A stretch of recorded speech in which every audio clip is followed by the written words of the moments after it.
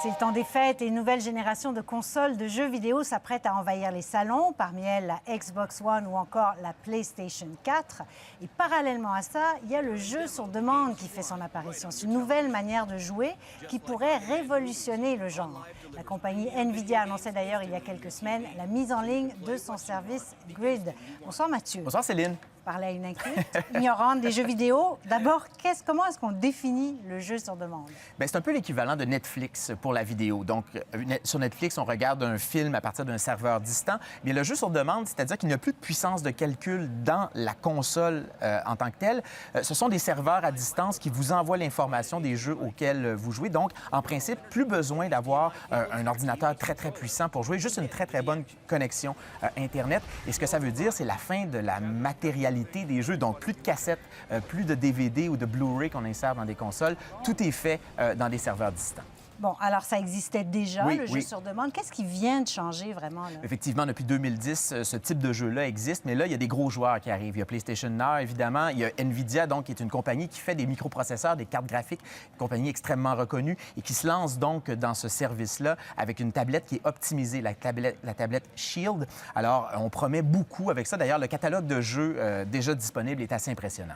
Donc, en fait, une façon d'élargir la base d'adeptes parce que c'est plus économique. Absolument, parce qu'on n'a plus besoin d'un ordinateur là, à 2000 $ ou une console à 500-600 $ pour jouer à des jeux vidéo. En principe, vous avez un simple petit téléphone et vous pouvez jouer à des jeux extrêmement complexes parce qu'il faut le redire, le calcul est fait à distance. Donc, tout ce que ça prend, c'est une très, très bonne connexion Internet.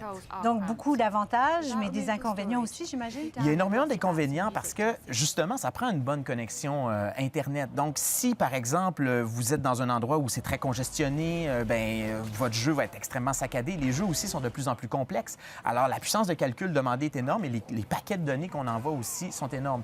Autre chose, les jeux ne vous appartiennent plus. Auparavant, on allait au magasin, on peut encore le faire, on va s'acheter un jeu et il nous appartient, on peut jouer tant qu'on veut. Si la compagnie, par exemple, dans un monde de jeux vidéo sur demande, décide qu'il y a un jeu qui n'est plus important pour elle, elle le retire et c'est fini, vous ne pouvez plus jouer jamais. Et l'autre chose, c'est que dans le monde du jeu vidéo, il y a on aime beaucoup les archives. On veut jouer à des vieux jeux, c'est extrêmement populaire. On vend encore des cassettes des premières consoles Nintendo. Mais dans le monde du jeu vidéo sur demande, c'est fini ça. Donc, c'est vraiment une manière de concevoir le jeu qui est très nouvelle.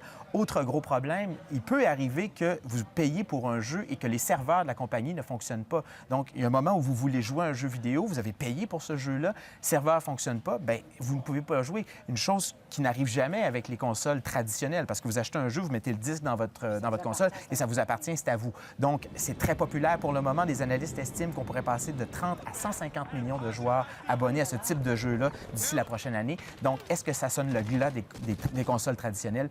C'est ce qu'on va voir au cours des prochaines années. Alors, on vous souhaite quoi? Moi, je me souhaite des cassettes et des DVD pour encore longtemps. Joyeuses fêtes, Mathieu. Merci Céline, beaucoup. vous aussi. Au revoir.